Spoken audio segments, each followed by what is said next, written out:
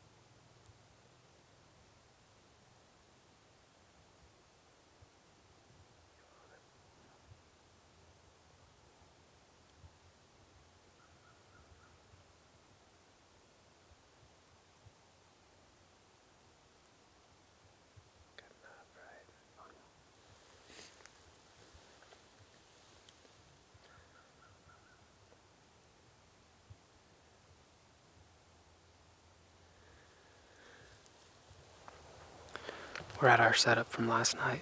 Hunkered down here for a couple minutes and tried to see if we could see that buck moving on the other hillside.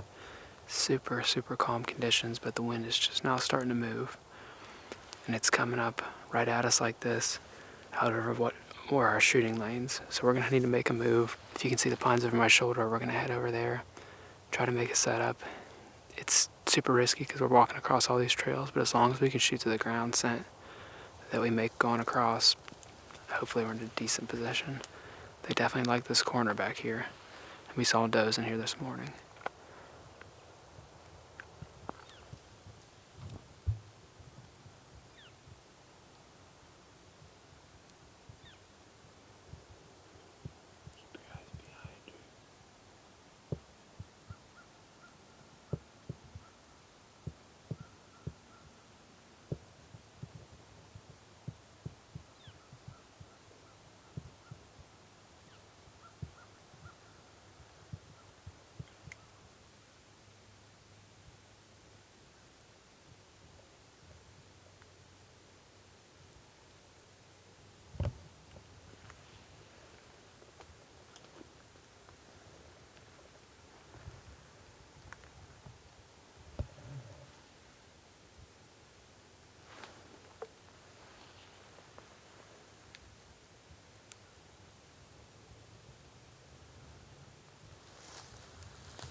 Coming to you here.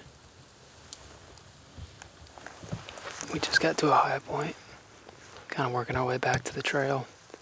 Zach looked across the valley and said, "Big buck." It's not a big buck, it's a big doe. She's a huge doe. 2 fawns. Looks as if they're coming right to this bedding area where we thought the deer were all going this morning. They ought to be stacked in there, dude. I mean, how many deer have we seen now? Yeah. Five or six go in there. And I don't think that big buck would leave if he knows all those does are bedding there. As far as we know, that's the direction he went when we bumped him yesterday. We're thinking about trying to get just a little bit further down that edge than what we were this morning.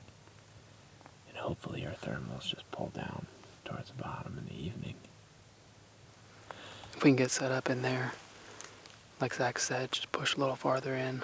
If a similar scenario happens as yesterday, where that buck's cruising about 4 o'clock on the downwind or thermal downwind side, working that bench, be a pretty good place for a buck to travel, trying to hit all the doe trails. Obviously, there's does coming in and out of there from that angle, as well as this transition too. But there's a lot of deer in there. All right, let's go grab a bite to eat. this is what the last day will do to you.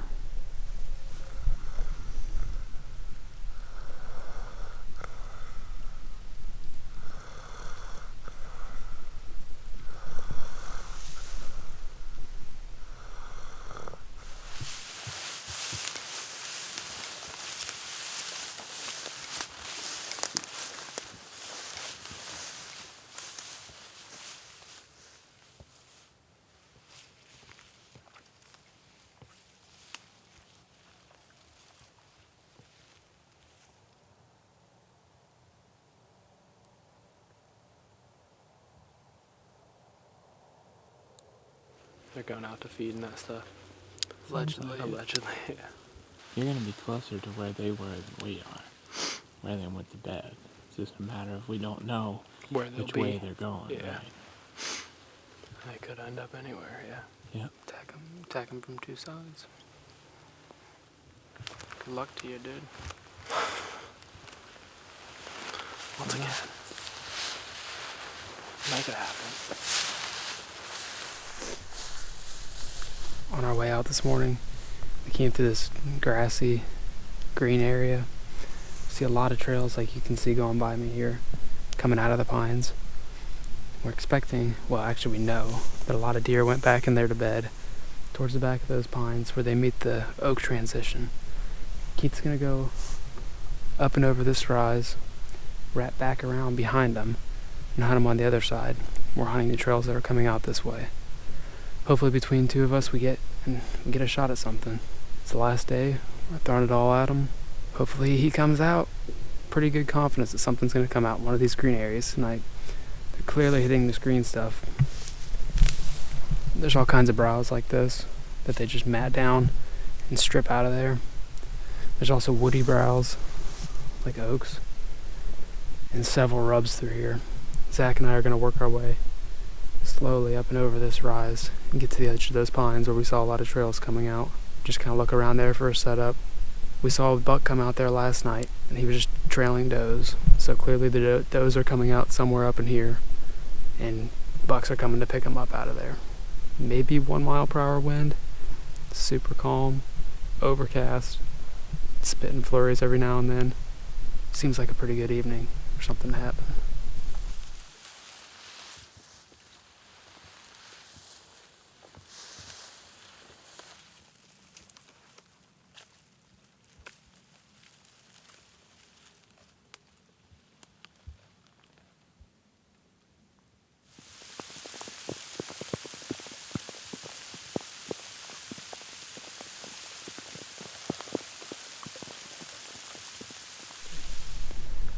What we got down here made our setup.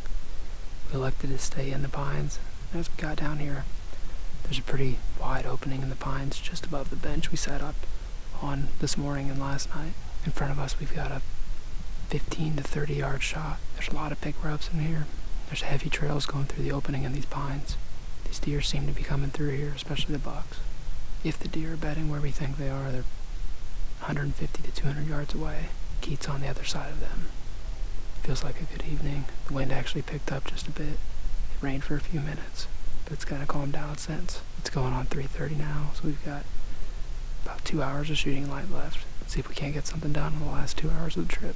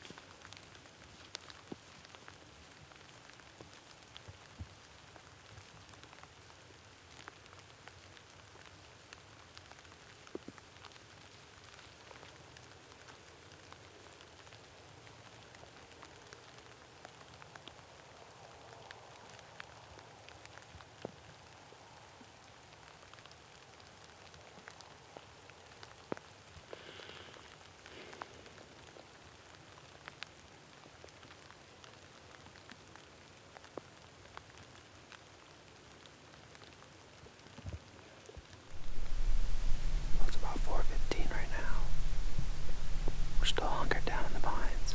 Zach heard a couple of grunts down below us. All of a sudden, a doe came running to the right. She turned back around. The buck corralled her back to the left. It's definitely a shooter buck.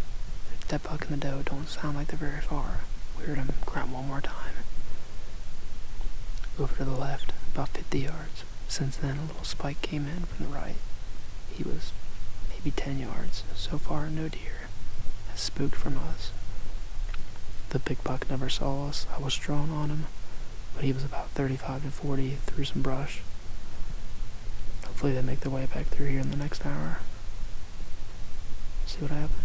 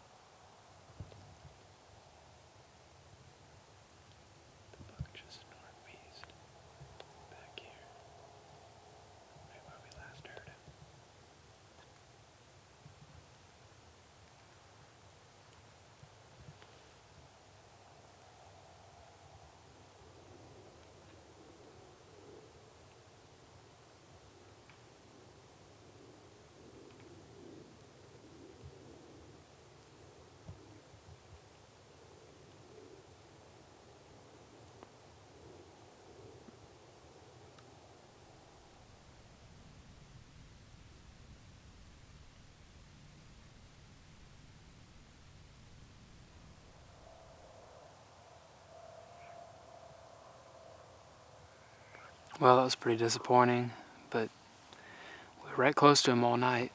He ended up coming to about 40 yards. The doe was standing at 27.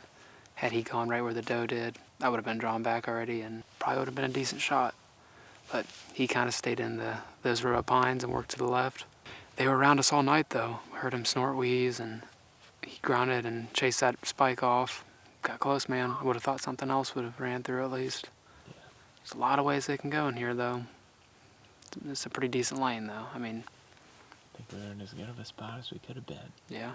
Oh, well, gave it a try. We'll get them next time, buddy. Yep, win some, lose most, right? It's literally what I'm saying all the time. Well, at least this time we got drawn back on something. Well, we'll run out of camera light. I'm sure legal light's up by this point. We're going to head out of these pines and go see what Keith saw tonight. He was just on the other side of these deer, maybe 200 yards to the west. What'd you say? Not a living soul.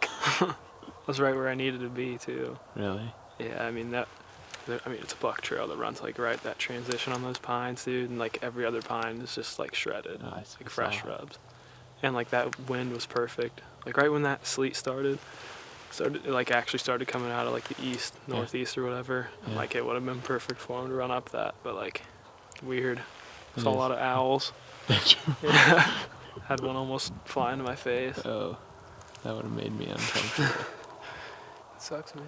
Yeah, it's whatever. It was fun. We had him at 40. Really? She comes out and, like, goes in the pines and, like, wraps around again. Just kept moving off to the left, and I was like, he's going to come right there. And I could see his antlers, like, moving down the pines. And he went down to the right, and he came back again. And then I drew. And then I was like, oh, he's just going to pop right out where that doe was, right? Because that makes sense. Nope. He just corralled her, I guess. Smart guy. Yeah. Just stuck right in the pines. And, I could see his head, but... The big buck and the doe totally bedded right beside us. Really? Like, I mean, within 60 easy. We could hear him rubbing. He grunted. Believe it or not, he did pull a snort wizard. Right inside the pines. Oh, you were in the pocket. But there was like this opening within the pines, and there was just rubs all over the place in there. Mm-hmm. Chest high rubs. Yeah. Yeah. Well, guys, we lost. Let's get back to the car, and we'll kind of wrap this up. Yeah. Yeah.